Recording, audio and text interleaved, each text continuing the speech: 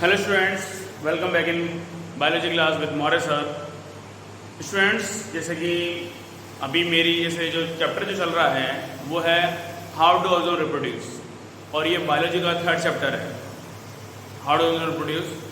और इसमें मैंने अभी तक आपको स्टूडेंट्स स्पोर फॉर्मेशन के बारे में बता चुका हूँ, हाउ डू ओजोन रिप्रोड्यूस। इस चैप्टर के इंट्रोडक्शन के बारे से लेकर के अभी तक मैंने आपको स्पोर फॉर्मेशन के बारे में बताया हुआ है, और आई होप कि आपको समझ में आ गया होगा कि स्पोर फॉर्मेशन तक कि क्या, कैसे और क्यों ये आखिर ऑर्गेनिजम्स रिप्रोड्यूस करते हैं। सभी ऑर्गेनिजम्स का जो मोड ऑफ रिप्रोडक्शन करने का होता है वो अलग अलग होता है। ये category wise asexual reproduction and sexual reproduction two part में डिवाइडेड होती हैं, और उन्हीं के थ्रू फिर ये सभी ऑर्गेनिजम्स रिप्रोडक्शन करते हैं। फर्स्ट असेक्सुअल रिप्रोडक्शन में जैसे कि टाइप्स ऑफ रिप्रोडक्शन के बारे में हमने पढ़ रखी है, और मैं आपका टाइप्स ऑफ रिप्रोडक्शन जैसे दिया हुआ है, और उसमें आपने देखा ही है फिजन के बारे में अभी तक, ठीक है, बडिंग के बारे में, स्पोर फॉर्मेशन के बारे में, और बडिंग में फिजन में भी टू टाइप्स देखे हैं आपने, जैसे कि एक तो है बाइनरी फिजन और एक मल्टीपल फिजन, ठीक है। तो नेक्स्ट फेज है अब आपका रीजनरेशन। ओके स्टूडेंट्स, रीजनरेशन आज का मेरा टॉपिक है आपके लिए,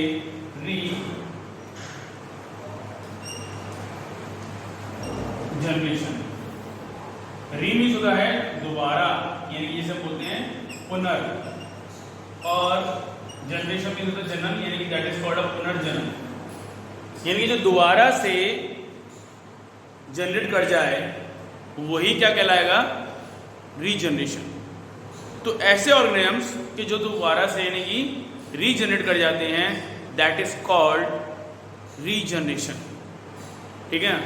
तो ऐसी तो इसमें देखेंगे, जैसे कि एग्जाम्पल के थ्रू मैं वो बताना चाहूंगा। मैं लिया है आपके सामने एग्जाम्पल प्लेनेरिया,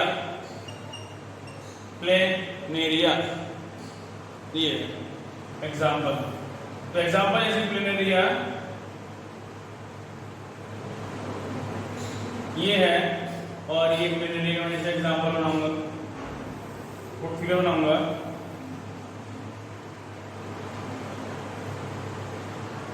ओके स्टूडेंट्स, ये है प्लेनेरिया,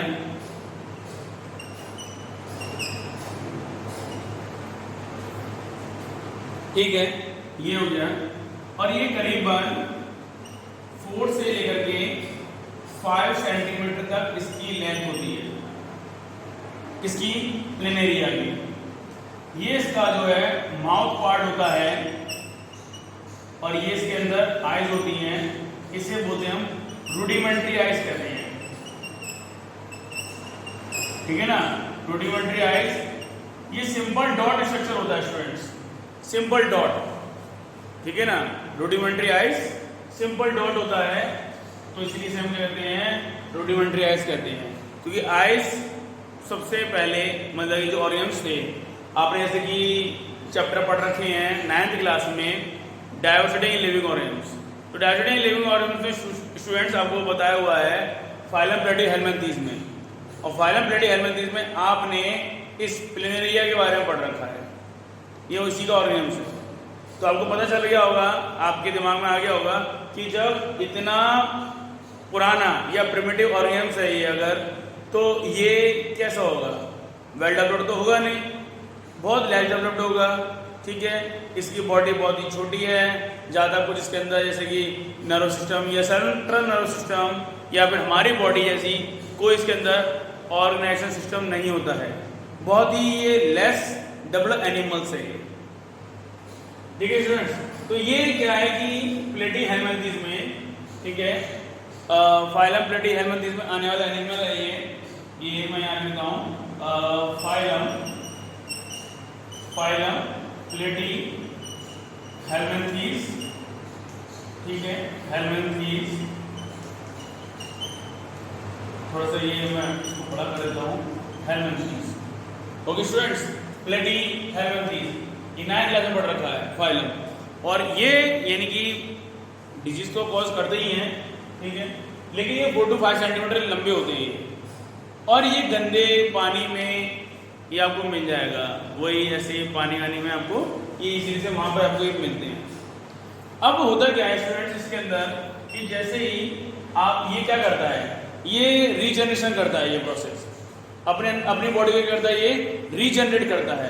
रीजनरेट मतलब कैसे करेगा कि जब अब अगर आप इसको इस तरह से यानी कि 3 पार्ट में इसको डिवाइडेड कर देंगे तो ये क्या करेगा, ईच वन क्या बना लेगा, प्लिनेरिया आपको फॉर्म कर लेगा ये, ठीक है ना, ये इस तरह से ईच वन, और ये भी यहाँ पर भी क्या होगा आपका प्लिनेरिया, इस तरह से ये डबल हो जाएगा।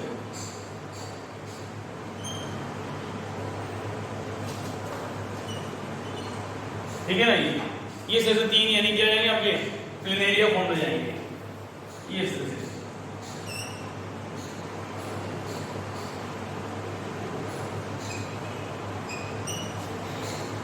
ठीक है, ये 3 प्लिनेरिया आपको डेवलप हो जाएंगे ये, और इस तरह से ये प्लिनेरिया आपका बन जाएगा। तो ईच वन यानी कि क्या है, अब आपके ये क्या हो गए कि जो प्लिनेरिया है वो रीजनरेशन प्रोसेस के थ्रू, ठीक है, 1 2 3 इस तरह से ही, और ये आपका क्या होगा रीजनरेशन प्रोसेस के थ्रू हमें क्या हो रहा है रीजनरेशन, और यहां भी क्या हो रहा है, ये भी क्या हो रहा है रीजनरेशन हो रहा है, रीजनरेशन प्रोसेस हो रही है। और तीनों ही आप देख रहे हैं स्टूडेंट्स कि रीजनरेशन प्रोसेस के थ्रू तीनों ही क्या होंगे आपके प्लिनेरिया डेवलप्ड हो गए, न्यू प्लिनेरिया, ठीक है। तो ये अब ये फिर से दोबारा से क्या होगा, जब मैच्योर होगा, और ये मैच्योर होने के बाद फिर से दोबारा से यानी क्या बन जाएगा आपका, फिर ये आगे क्या करेगा रिप्रोडक्शन करेगा।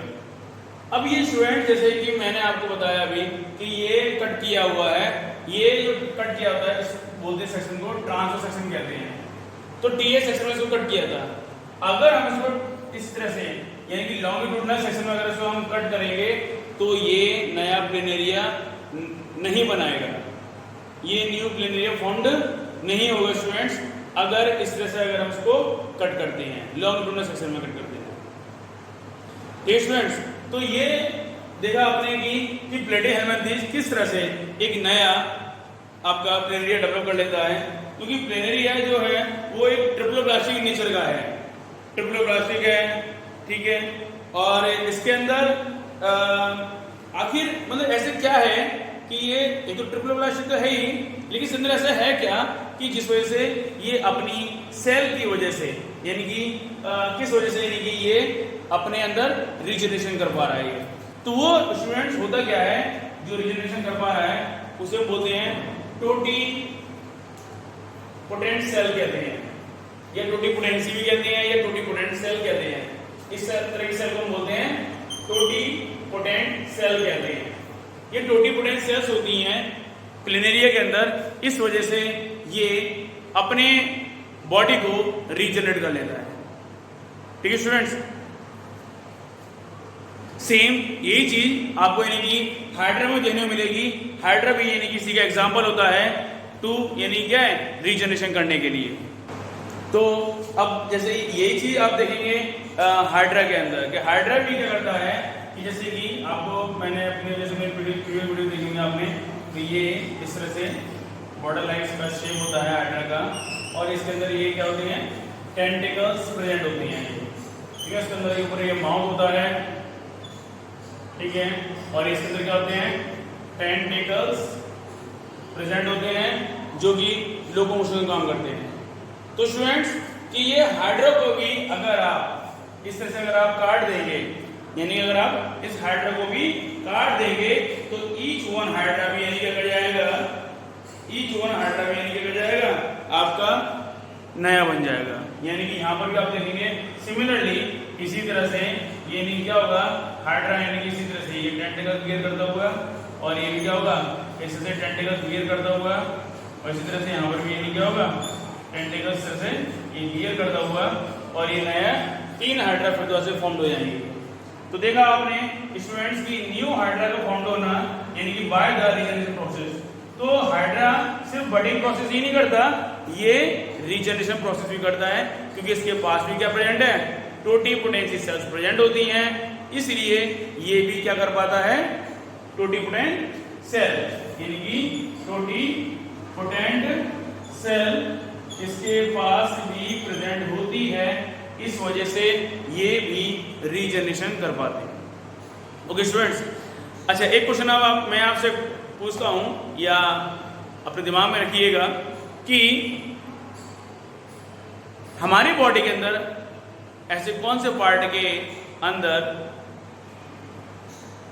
टोटिपोटेंट सेल्स होती हैं। आपने देखा कि हमारा हाथ कट जाता है, उंगली कट जाती है, या कोई भी बॉडी का पार्ट कट जाता है, वो दोबारा से नहीं आ पाता। रीजन वही है कि टोटिपोटेंट सेल्स हमारे पास नहीं प्रेजेंट होती, इस वजह से ये रीजनरेशन नहीं कर पाती हैं। लेकिन हमारी बॉडी के अंदर एक ऐसा ऑर्गन्स होता है जिसके अंदर क्या होती हैं, टोटिपोटेंट सेल्स प्रेजेंट होती हैं, और जिस वजह से हमारी बॉडी रीजनरेट कर जाती है। तो वो कौन सा ऐसा ऑर्गन है, वो है हमारा ऑर्गन लिवर। तो students, liver it is the one of the organ who contain, यानी इसके पास यानी क्या प्रेजेंट होती हैं, contain totipotent cells. Totipotent cells इसके पास प्रेजेंट होती हैं, जिस वजह से ये जो लिवर होता है वो रीजनरेट कर जाता है। ठीक है, अगर आप जैसे देखा है ना आपने कि जो मतलब कि एक कहते हैं ना महाभारत की एक कथा बोलते हैं कि भीष्म पितामह थे और वो पहाड़ों पे सो गए थे, और एक गिद्ध आया था और उनका लिवर खा गया था, लेकिन वो मरे नहीं थे। तो इसमें भी साइंस लग गई है वहाँ पर भी कि उस उनका जो लिवर था वो रीजनरेट कर गया, क्योंकि उसके अंदर ये क्या टोटिपोटेंट सेल्स थी, इस वजह से वो क्या कर गए, यानी कि रीजनरेट कर गए। ठीक है ना, तो इस वजह से यानी कि हमारा जो ये लिवर होता है वो यानी क्या कर जाएगा, कर जाता है, रीजनरेट कर जाता है, और इसीलिए ठीक है लिवर के अंदर टोटिपोटेंट सेल्स प्रेजेंट होती हैं, और वही बस एक ऐसा ऑर्गन होता है जिसमें इनके टोटिपोटेंट सेल्स प्रेजेंट होती हैं। इसके अलावा जैसे देखेंगे आप स्टूडेंट्स की लिजर्ड, छिपकली की जो टेल होती है ना, उसमें भी क्या होती है, टोटिपोटेंट सेल्स होती हैं। जी हाँ, कि छिपकली लिजर्ड की टेल अगर आप देखेंगे तो अगर आप उसको जैसे मारते हैं या कभी वो मर जाती है, या फिर वो कभी कैसे देखा है आपने दीवार पे छत चढ़ रही होती है तो वो गिर जाती है, और गिरने से उसकी अगर टेल अलग हो जाती है, और फिर कुछ टाइम बाद फिर से आप देखेंगे उसी लिजर्ड में टेल फिर दोबारा से मिल जाती है। तो वो रीज़न यही होता है क्योंकि उसके लिजर्ड में भी क्या प्रेजेंट है, टोटिपोटेंट सेल्स प्रेजेंट होती हैं, जिस वजह से वो रीजनरेट कर जाती है। ओके स्टूडेंट्स, तो ये था आपके सामने आया टॉपिक रीजनरेशन। देख लिया आपने कि कितना इंपॉर्टेंट टॉपिक है ये। ओके स्टूडेंट्स, तो इसको ध्यान से मेरी वीडियोस को देखिए, और अगर एक बार समझ में नहीं आता तो उस वीडियो को दोबारा से देखिए, रिपीट देखिए, जिससे कि जब तक आपको डाउट्स या आपको जब तक समझ में ना आ जाए उसको देखिए, बार बार देखिए। और कोई अगर डाउट्स अगर आप रहता है तो मुझे कमेंट करिए। Good luck.